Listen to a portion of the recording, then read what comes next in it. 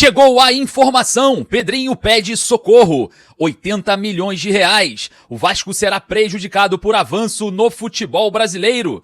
Salve você antenado aqui no canal, meu nome é Lineker Biondi, estou chegando com todas as informações para você, torcedor vascaíno, nessa segunda-feira. Segunda-feira de muita informação e, é claro, todas elas sobre o gigante da colina. Mas antes, eu peço para você dar aquela moral pro nosso trabalho deixando o seu like. É só ir ali embaixo e não custa nada você clicar no joinha. E também estamos chegando à meta dos 100 mil inscritos. Peço para você se inscrever no canal do Torcedor do Vasco. Você chegou aqui no canal do Torcedor do Vasco, tem que estar inscrito. E vamos embora para as informações, porque olha, hoje nós vamos falar bastante sobre um pedido de empréstimo, hein? Vamos comentar todos os detalhes desse pedido e muito mais. Existe também um avanço no futebol brasileiro que pode minar a esperança do torcedor do Vasco. Eu vou explicar para você com detalhes como isso funciona. Então você não pode sair daí, porque tem muita coisa interessante nesse vídeo. E ó, sempre quando tem alguma coisa interessante, eu trago uma dica para você. Tá vendo essa garrafinha aqui que todos os jogadores do Vasco têm? Todos eles têm, Verratti, Coutinho, Ryan, todos têm essa garrafinha branca aqui. Claro, né, com o nome deles e o número. Óbvio que eu comprei a minha com o meu nome e também com o meu número. E aí eu quero falar para você o seguinte, você quer ter uma igualzinha a essa dos jogadores, com muita qualidade e personalizada no seu nome? Não só garrafinhas, tem capinhas, malas, mochilas, tudo personalizado, é muito legal. Corre na GoCase, o link eu vou deixar no primeiro comentário fixado e melhor, vou facilitar para você. Vou deixar um código promocional aqui para você ganhar um super desconto. E ó, a garrafinha, a capinha, a mala, a mochila, tudo aquilo que você vai adquirir sair num preço ainda menor. Corre aqui, no link está no primeiro comentário fixado e use o código Lineker. O meu nome tá aqui, ó. Digita lá o código que você vai ter um super desconto. Beleza? Não perca essa oportunidade, né? Não vai dar mole. Bom, sem mais delongas, solta a vinheta.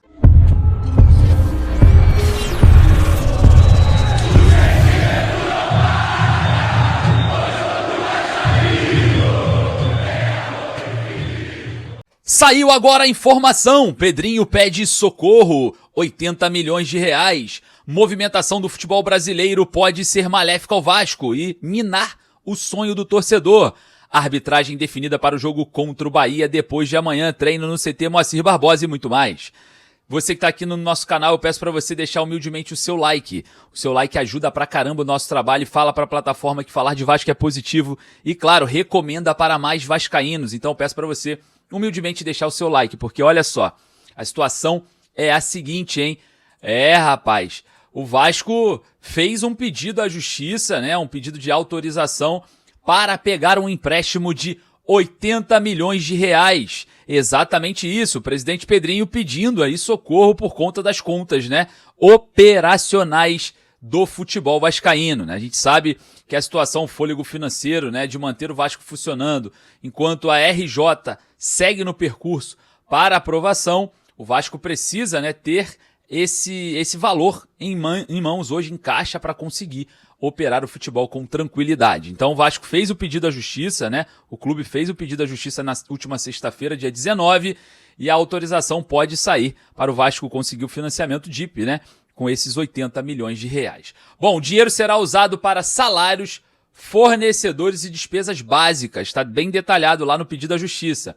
Garantia, 20% das ações da Vasco SAF, tá? Que pertencem ao Vasco, ao CRVG. Pode ter, diante da arbitragem, alguma porcentagem voltando ao Vasco, entrando também nessa garantia. Prazo, carência de 12 meses, mais até 36 meses para pagar. Então, um período um pouco longo, né, para essa organização, visando mesmo a RJ, o equilíbrio financeiro após o deságio, né, que teremos aí caso a RJ passe. Juros, CDI mais 7% ao ano. Eu não sei como que tá hoje esses valores, mas acredito que deve chegar aí na base de 20 a 22% ao ano, né? Enfim, muita grana. A gente vai observar todo o cenário, né, desse possível empréstimo, né, um pedido de novo empréstimo da diretoria Cruz Maltina para operações diárias de futebol do Vasco, né? O Pedrinho aí tentando conseguir aí essa autorização perante a justiça. Aí você vai me perguntar, mas por que perante a justiça? Por conta do processo de recuperação judicial. É mais uma dívida, né? Uma nova dívida do futebol do Vasco. Bom, olha só, hein? Vamos falar sobre Vasco e Bahia. Depois de amanhã já tem Jogo em São Januário, hein? Rapaz, não deu nem pra respirar do clássico. A gente já tá projetando o próximo jogo e no final de semana ainda, né? Nesse final de semana tem Vasco e Cruzeiro. Rapaz, a semana tá lotada e você vai acompanhar tudo aqui. Então, olha só. João Vitor Gobi, de São Paulo, é o árbitro escolhido pela CBF para apitar Vasco e Bahia. Esse jogo entre Vasco e Bahia é um jogo atrasado, né? Na rodada do turno, Vasco encara o Bahia em casa. No retorno agora, o Vasco volta a encarar o Bahia, só que lá em Salvador, tá? Só para deixar bem claro. E a gente observa, né, que todos os jogadores vêm se desgastando muito, né, nessas últimas semanas. O Vasco teve um período, né, de 5 dias livre de trabalho, mas agora vai ter uma sequência, a mesma sequência que os clubes que disputam a Libertadores, a Sul-Americana, por conta, né, desse jogo atrasado. Então, jogo contra o Bahia meio de semana, contra o Cruzeiro, os jogadores fizeram meio que um recovery ali, uma recuperação, um trabalho leve no CT Moacir Barbosa, observando, né, um cenário a longo prazo diante dessa sequência de campeonato brasileiro. Depois, o Vasco, por jogar a Copa do Brasil só no final do Campeonato Brasileiro, assim que terminar, vai ficar com um calendário um pouco mais tranquilo para administrar o futebol.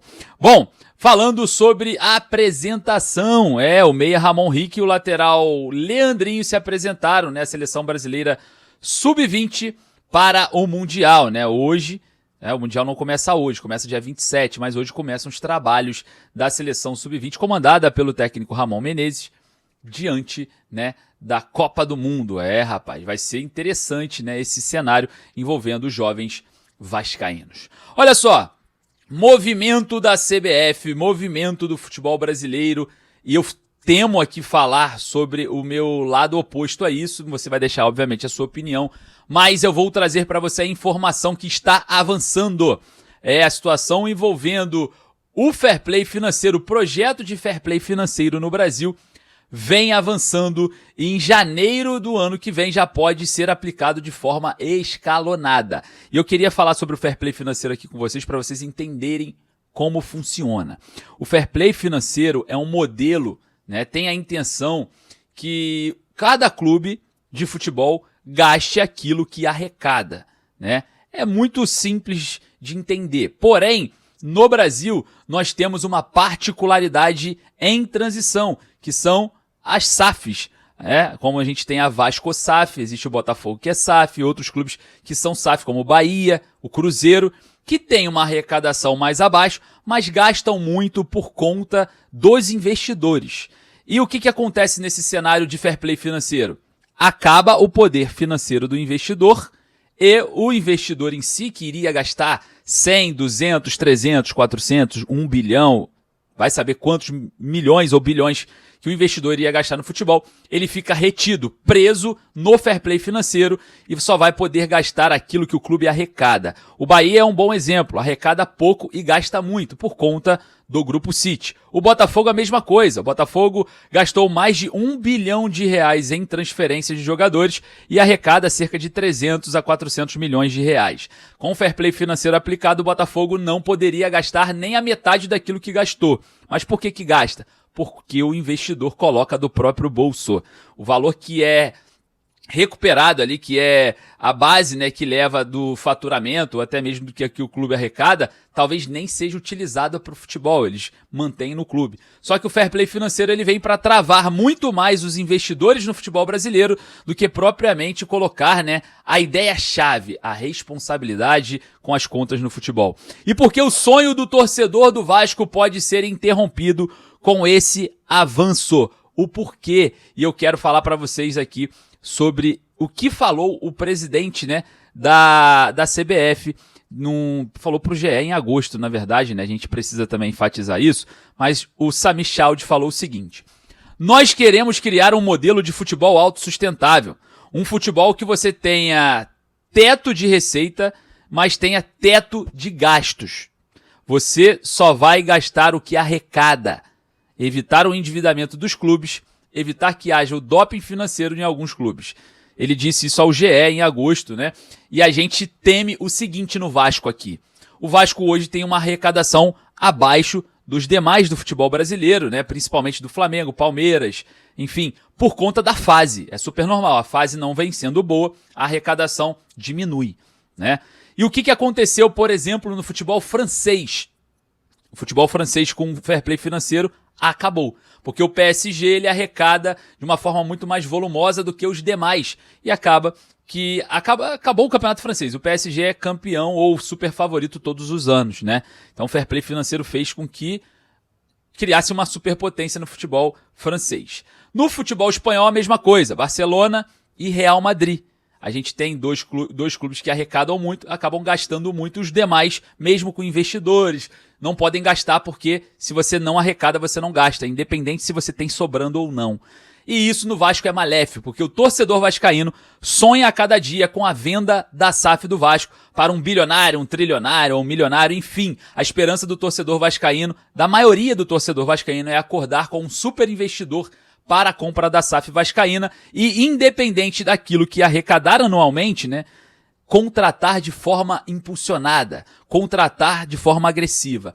Caso o fair play financeiro seja aplicado no Brasil, independente se for pobre, rico, milionário, trilionário, bilionário que comprar a SAF do Vasco, não vai poder gastar dinheiro. Vai ter que pegar a arrecadação hoje do Vasco, que é um pouco abaixo do mercado por conta da fase, e utilizar-se de contratações apenas com esse valor, não vai poder extrapolar. Então, independente se for o dono do PIF, o árabe, o grego, o inglês, vai ficar retido no futebol brasileiro. Isso favorece vários clubes, obviamente, que são de forma mais potencializadas de mercado, que estão em melhor fase, porque quando está em melhor fase, mais arrecadação. Palmeiras, Flamengo, hoje, né, a gente tem essas duas particularidades de arrecadação acima. Então acabam que vai favorecer esses clubes que arrecadam muito e vão poder gastar muito. Quem arrecada pouco vai poder gastar pouco e não vamos poder sair dessa esfera. Eu acho que o momento de transição de SAFs para o futebol brasileiro, isso seria um impeditivo, né, da aceitação desse modelo. E, claro, criaria no futebol brasileiro o que foi criado na França, um super clube, criaria também o que foi criado na Espanha, dois super clubes, e aí também nas outras ligas, né, que clubes se sobressaem por conta do fair play financeiro dos demais, que não conseguem captar, independente do poder de captação de recurso, você não pode gastar.